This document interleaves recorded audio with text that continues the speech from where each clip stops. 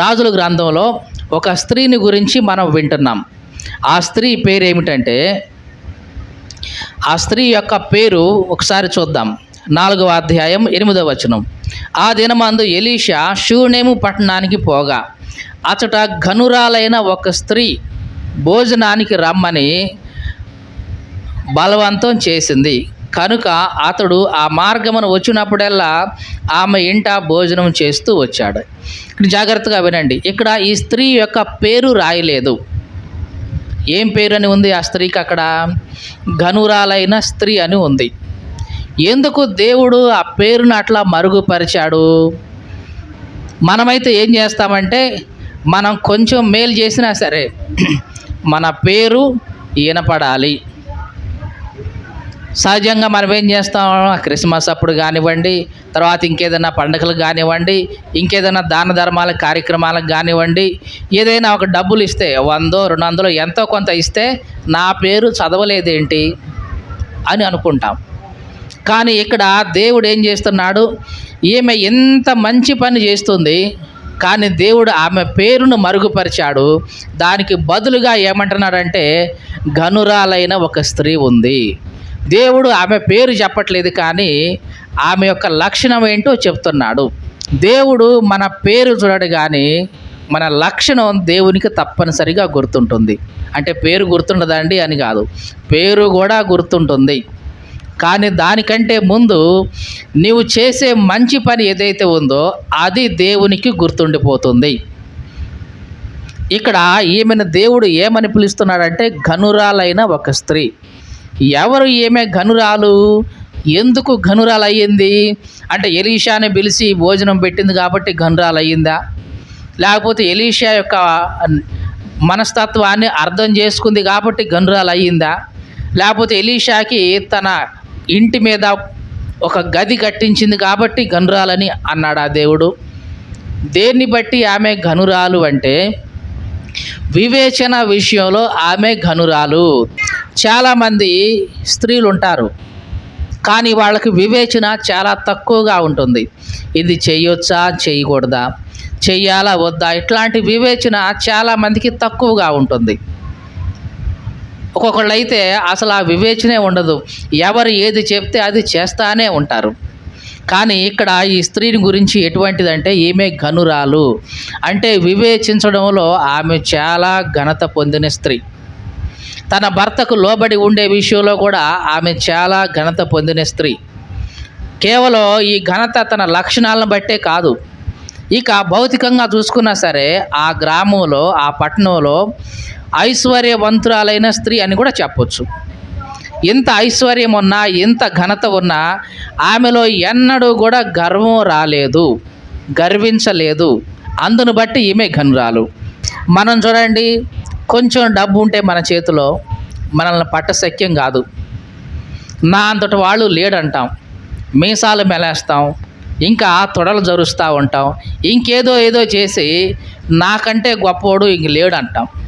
మనకుంది ఎంత? కొంచెమే ఉంటుంది. ఆ కొంచాన్ని చూసుకొని మనం మిడిచిపడుతూ ఉంటాం. కానీ ఈమె విషయంలో చూస్తే ఈమెకు చాలా భూములు ఉన్నాయి, ఇండ్లు ఉన్నాయి, ఆస్తిపాస్తులు ఉన్నాయి, ఇవన్నీ ఉన్నాయి, కానీ ఆమెలో ఎటువంటి గర్వం లేదు. అందును బట్టి ఆమె ఘనురాలు. దేవునికి స్తోత్రం కలుగునుగాక. ఈ మాటలు వింటున్న ప్రియ సహోదరి, సహోదరుడా, మరి దేవుని దృష్టిలో నువ్వు ఎలా ఉన్నావు? ఘనమైన వ్యక్తిగా ఉన్నావా? ఘనమైన వాడిగా ఉన్నావా?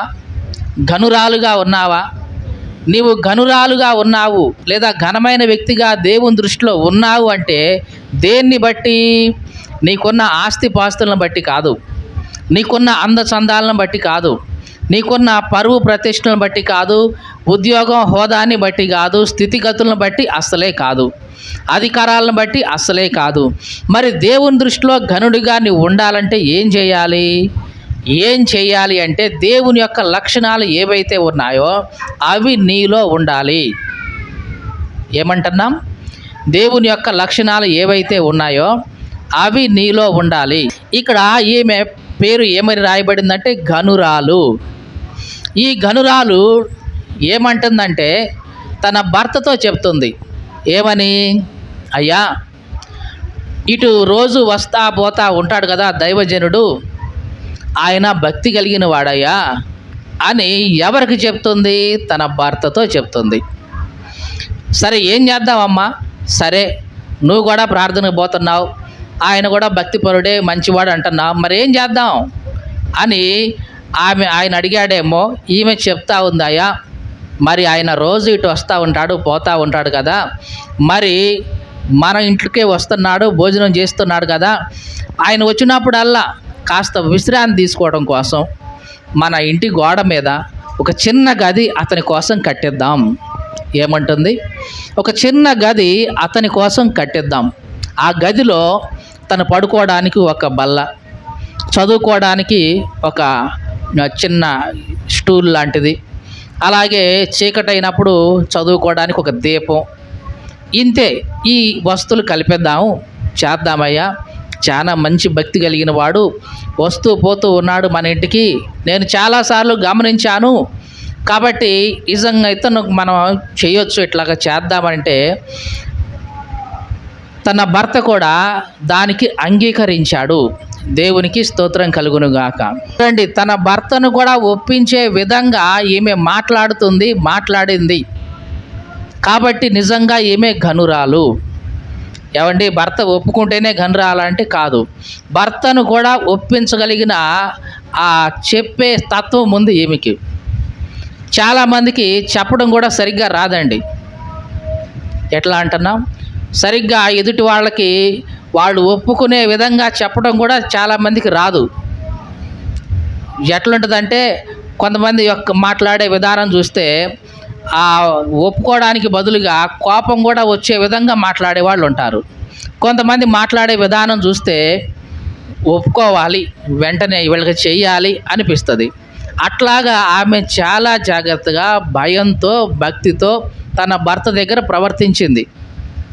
అంటే ఈ సమయంలోనేనా అంటే కాదు, ప్రతిసారి కూడా తన భర్త పట్ల ఆమె మాట్లాడే తీరు కానీ, ఆమె ప్రవర్తించే విధానం కానీ, తన భర్తకి ఈమె చాలా నమ్మకంగా ఉంది, నమ్మకస్తురాలుగా ఉంది. తన భర్త ఎంతగా ఈమెను నమ్మేవాడంటే, ఈమె ఒక మాట చెప్పింది అంటే అన్ని విధాలుగా ఆలోచించే మాట్లాడుతుంది, తొందరపడి చెప్పేది కాదు. ఈమెకు మంచి వివేచన ఇచ్చాడు దేవుడు. కాబట్టి ఈమె ఒక మాట చెప్పింది అంటే ఒకటికి 100 రకాలుగా ఆలోచించే చెప్తుంది అని తన భర్త ఈమెను సంపూర్ణంగా నమ్మాడు. కాబట్టి వెంటనే ఒప్పుకున్నాడు. వింటున్న ప్రియ సహోదరి సహోదరుడా, మరి నీ కుటుంబంలో నీ కుటుంబీకుల పట్ల నీ నమ్మకం ఎట్లా ఉంది? ఇదిగో నా భార్య చెప్తే అన్ని విధాలుగా ఆలోచించే చెప్తుంది, తొందరపడి మాట్లాడేది కాదు.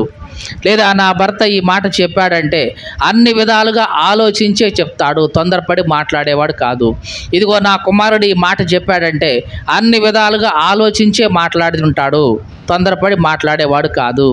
లేదా నా కుటుంబంలో నా తండ్రి కానీ, తల్లి కానీ, తోబుట్టువు కానీ, స్నేహితులు కానీ, ఇదిగో వీళ్ళు ఒక మాట చెప్పారంటే అన్ని విధాలుగా ఆలోచించి చెప్తారు తప్ప తొందరపడి ఏ మాట పడితే ఆ మాట అనేవాళ్ళు కాదు వీళ్ళు అనే నమ్మకం మనం సంపాదించుకోవాలి. బయట వాళ్ళ దగ్గర కాదండి, ఎక్కడ? కుటుంబంలో సంపాదించుకోవాలి. కుటుంబంలో మా నాన్న ఈ మాట చెప్పాడంటే తప్పనిసరిగా ఇది నిజమే, మా అమ్మ ఈ మాట చెప్పిందంటే తప్పనిసరిగా ఇది నిజమే, మా కుమార్తె మా కుమారుడు ఈ మాట చెప్పాడు అంటే ఆలోచించే చెప్తాడు, తప్పనిసరిగా ఇది నిజమే అని కుటుంబంలో మన నమ్మకం మిగతా వాళ్ళకి తెలియాలి. అందును బట్టి ఈమె ఘనురాలుగా ఉంది. దేవునికి స్తోత్రం కలుగునుగాక. హల్లెలూయా. ఈ మాటలు వింటున్న ప్రియ సహోదరి సహోదరుడా, మరి నీ విషయం నా విషయం సంగతి ఒకసారి ఆలోచించుకుందాం. నీ ఒక మాట చెప్తే నీ కుటుంబంలో వాళ్ళు ఎంతమంది నమ్ముతున్నారు? ఈమె ఒక మాట చెప్పిందంటే తప్పనిసరిగా ఇది నిజమే, ఇతను ఒక మాట చెప్పాడంటే తప్పనిసరిగా ఇది నిజమే అనే నమ్మకం మనం మన కుటుంబీకులకి కలిగించే విధంగా మన ప్రవర్తన, మన మాటలు, మన నడవడిక ఉండాలి. అంతకుముందు కూడా ఒకసారి చెప్పాం, ఇశ్రాయేలు దేశం నుంచి సిరియా దేశానికి ఒక చిన్నది వెళ్ళిందా లేదా? నయమాను దగ్గర పనికత్తిగా చేరింది. ఆ నయమాను ఇంట్లో పని చేసుకుంటూ ఆ నయమాను భార్యకు ఒక మాట చెప్పింది. ఏమని? అమ్మా, మా ఊరిలో, మా షోమ్రోను దేశంలో, ఇశ్రాయేలు దేశంలో ప్రవక్త ఉన్నాడు. మన యజమానుడు అంటే నీ భర్త అక్కడికి వెళితే తప్పనిసరిగా బాగుపడతాడు అని ఒక మాట చెప్పింది. వెంటనే ఈ చిన్నది చెప్పిన మాటని ఆ యజమానురాలు నమ్మిందా లేదా? నమ్మబట్టే కదా తన భర్తకు చెప్పింది. తన భర్తపై రాజుకు చెప్పాడు. రాజు కూడా ఉత్తరం రాసి మరి ఆ దేశానికి పంపించాడు నయమాన్ని. ఎవరి మాటను బట్టి చెప్పండి? ఎవరి మాటను బట్టి? ఒక చిన్న అమ్మాయి మాటను బట్టి. మనమేమంటామంటే ఈ వయసులో ఉన్న వాళ్ళని చూసి వీళ్ళకి ఏం తెలుసులే, ఏదో చెప్తుంటారు పాపం, అన్నీ నమ్ముతావా ఏంటి అంటాం. కానీ ఈ చిన్న అమ్మాయి ఎంత నమ్మకంగా ఉంది తన యజమానురాల పట్ల అంటే అంత నమ్మకంగా ఉంది. ఎంత నమ్మకంగా ఉందంటే ఈమె ఒక మాట చెప్పంగానే అవునా, జరుగుద్దా అని వెంటనే వెళ్ళి నయమానికి చెప్పేసింది తన భర్తకి. అయ్యా, ఇట్లా మన పనమ్మాయి చెప్పింది, ఇశ్రాయేల్ దేశంలో వెళ్తే నువ్వు బాగుపడతావంట, ఒక ప్రవక్త ఉన్నాడంట అక్కడ, కాబట్టి నువ్వు వెళ్ళాయా, చాలా చోట్ల చూపించుకున్నావు, చాలా మంది దగ్గర నువ్వు వెళ్ళావు, కానీ ఎక్కడ ఏమి నయం కాలేదు కదా, ఇదిగో ఇక్కడ ఈ అమ్మాయి చాలా నమ్మకంగా చెప్తుంది, కాబట్టి ఒకసారి వెళ్ళి చూడు అని భర్తకు చెప్పింది. భర్త వెళ్ళి రాజుగారికి చెప్పాడు. రాజుగారు, మీకు తెలుసు కదా, నేను చాలా చోట్ల తిరిగాను, ఎక్కడా కూడా నా ఈ కుష్ఠరోగం బాగవలేదు, అసలు ఇంతవరకు కుష్ఠరోగి బాగుపడ్డ దాఖలాలే లేవు. మరి మా ఇంట్లో ఉన్న పని అమ్మాయి ఇట్లా చెప్పింది, ఇశ్రాయేలు దేశానికి వెళితే నేను బాగుపడతానంట అని చెప్పింది అని అంటే రాజు కూడా నమ్మాడు. అవునా, అంత నమ్మకంగా చెప్పింది? అవునయ్యా, అంత నమ్మకంగా చెప్పింది అని రాజు కూడా ఉత్తరం రాసి నయమాను చేతికిచ్చి పంపించాడు. ఎవరు కూడా హేళన చేయలా, యజమానురాలు హేళన చేయలా. పిచ్చిదాన, నీకేం తెలుసు, ఎప్పుడైనా ఎవరైనా బాగుపడ్డారు అసలు ఇట్లాగా అని అనలేదు. నయమాను హేళన రాజు కూడా నమ్మాడు ఈ మాట. ఎవరి మాట? చిన్న అమ్మాయి మాట రాజు సైతం నమ్మాడు. అంటే ఈ చిన్న అమ్మాయి ఆ పని చేస్తున్న ఆ ఇంటిలో ఎంత నమ్మకంగా ప్రవర్తించిందో ఒక్కసారి మనల్ని మనం పరిశీలించుకోవాలి. నిజంగా మన ఇంటిలో మన నమ్మకత్వం ఎట్లా ఉంది? ఈ గనురాలైన స్త్రీ చూస్తే ఈమె తన ఇంటిలో చాలా నమ్మకంగా ఉంది. అన్నిటికంటే ముఖ్యంగా తన భర్త పట్ల ఈమె చాలా నమ్మకంగా ఉంది.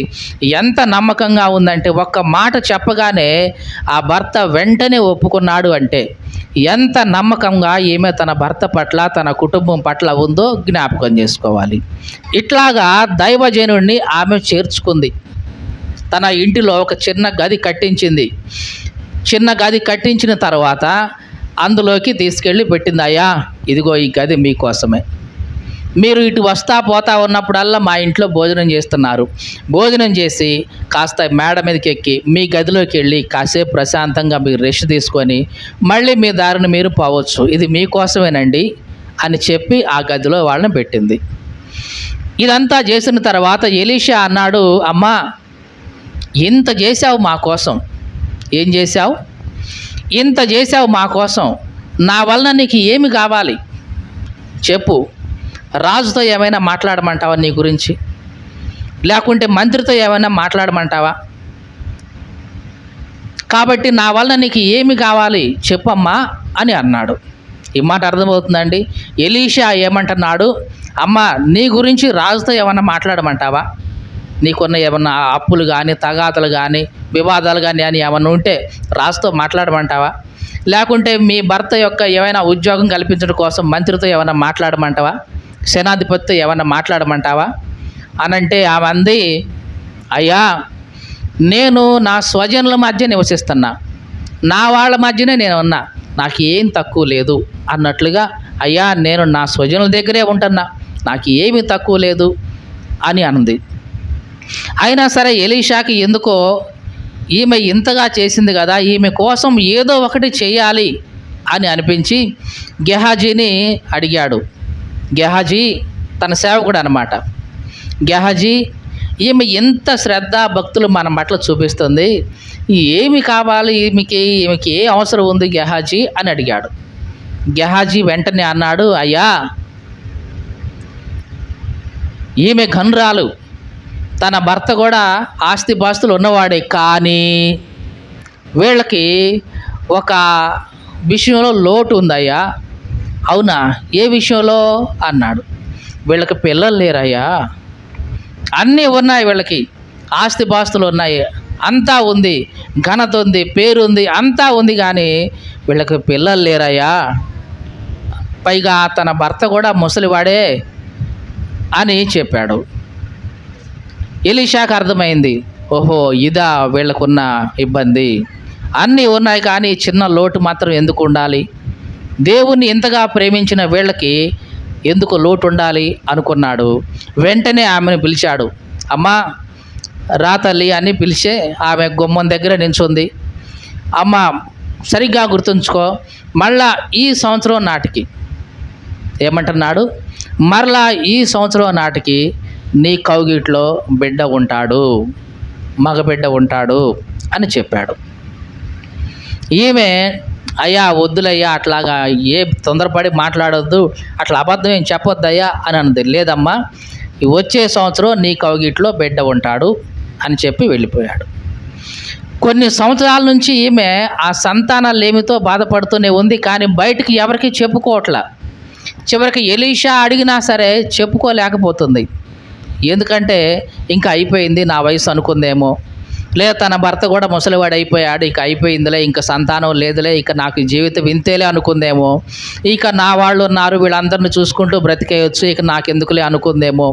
కనీసం తనకున్న అవసరత కూడా ఆ దైవజనుడికి చెప్పుకోలేదు. అయినా సరే ఆ దైవజనుడు మళ్ళీ ఆలోచించి తనకున్న లోటేంటో తెలుసుకొని దేవుని నామములో ఒక మాట చెప్పాడు. దేవునికి స్తోత్రం కలుగునుగాక. హల్లెలూయా. ఈమె ఒక్కసారి ఆలోచించండి, ఘనురాలు, సేవకుణ్ణి చేర్చుకుంది, ఆతిథ్యం ఇచ్చింది. దేవుడు ఆమె యొక్క లోటు ఏదైతే ఉందో దాన్ని సంపూర్ణంగా తీసివేశాడు. దేవునికి స్తోత్రం కలుగునుగాక. హల్లెలూయా. ఈ మాట వింటున్న ప్రియ సహోదరి సహోదరుడా, దేవుని దృష్టిలో దేవుని యొక్క సేవకులను గనక నీవు చేర్చుకుంటే, ఇక్కడ సేవకులంటే ఇక్కడ ఎవరున్నారు? ఎలీషా. ఎలీషా దేవునికి ప్రతిరూపంగా ఇక్కడ మనకు కనిపిస్తూ ఉన్నాడు. యేసు క్రీస్తుకు సాదృశ్యంగా ఉన్నాడు. ఎవరికంటున్నాం? యేసు క్రీస్తుకు సాదృశ్యంగా ఉన్నాడు. నీ జీవితంలో యేసు క్రీస్తుని గనక నీ కుటుంబంలో చేర్చుకుంటే, నీ కుటుంబంలోకి ఆయన ఆహ్వానిస్తే, నీ జీవితంలో ఏ లోటైతే ఉందో దాన్ని సంపూర్ణంగా ఆయన తీరుస్తాడు. దేవునికి స్తోత్రం కలుగునుగాక. హల్లెలూయా. ఎలీషా ఎవరికి ప్రతిరూపం అంటున్నాం? యేసు క్రీస్తుకు సాదృశ్యంగా ఉన్నాడు ఎలీషా. ఈమె ఏం చేసింది? ఆ ఎలీషాని తన కుటుంబంలో చేర్చుకుంది. తన ఎలీషా కొరకు ఒక చిన్న గది కట్టించింది. ఆ ఎలీషా అక్కడ నివాసం ఉండడానికి, విశ్రాంతి తీసుకోవడానికి కావలసిన ఏర్పాట్లన్నీ చేసింది. అలాగే నీ జీవితంలో కూడా జాగ్రత్తగా వినండి, నీ జీవితంలో కూడా యేసుక్రీస్తును చేర్చుకొని ఆయనకు ఒక స్థలాన్ని నీ హృదయంలో సిద్ధపరిచి, ఆయన నీ హృదయంలో నివసించే విధంగా నీవు అన్ని ఏర్పాట్లు చేసుకుంటే తప్పనిసరిగా నీ జీవితంలో ఏ లోటైతే నీకు తెలియకుండా ఉందో, నువ్వు చెప్పుకోలేకపోతున్నావో అవన్నీ కూడా ఆయన తీర్చి నీకు సంతోషాన్ని కలిగించగలడు. దేవునికి స్తోత్రం కలుగునుగాక. కాబట్టి ఎలీషాని ఆమె చేర్చుకున్నట్లుగా నీవు నేను కూడా ఎవరిని చేర్చుకోవాలి?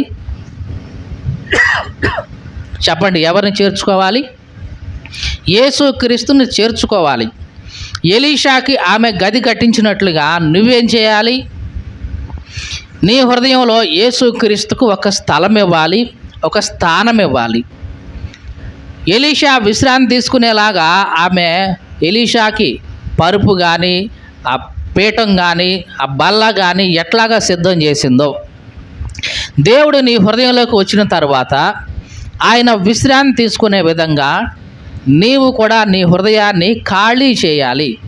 ఏం చేయాలి? హృదయాన్ని ఖాళీ చేసి అది ఆయనకు అప్పగించాలయ్యా, ఇది నీ గదేనయ్యా, ఇక నుంచి ఇక నీవే ఉండు నాయన, దీంట్లో నీవే విశ్రాంతి తీసుకో ప్రభువా అని నీ హృదయం అనే గదిని ఆయనకు సమర్పించాలి, ప్రతిష్ఠించాలి. అలా చేసినప్పుడు తప్పనిసరిగా ఆయన నీ విషయం సంపూర్ణంగా శ్రద్ధ తీసుకుంటాడు. దేవునికి స్తోత్రం కలుగును గాక. ఈ మాటలు వింటున్న ప్రియ సహోదరి సహోదరుడా, మరి దేవుణ్ణి చేర్చుకున్నావా? దేవునికి స్థలం ఇచ్చావా? ఆ స్త్రీలాగా ఈ క్రీస్తును నీవు లోపలికి ఆహ్వానించావా? ఆహ్వానించి, అయ్యా ఇదిగో నా హృదయం అనే గది ఇక నీ కోసమే, ఇది నీకే నాయనా అని చెప్పగలిగావా? అలా చెప్తే నీ యొక్క లోటు ఏదైతే ఉందో, నీ యొక్క అవసరత ఏదైతే ఉందో దాన్ని సంపూర్ణంగా దేవుడు తీర్చి నీకు సంతోషాన్ని కలుగజేస్తాడు.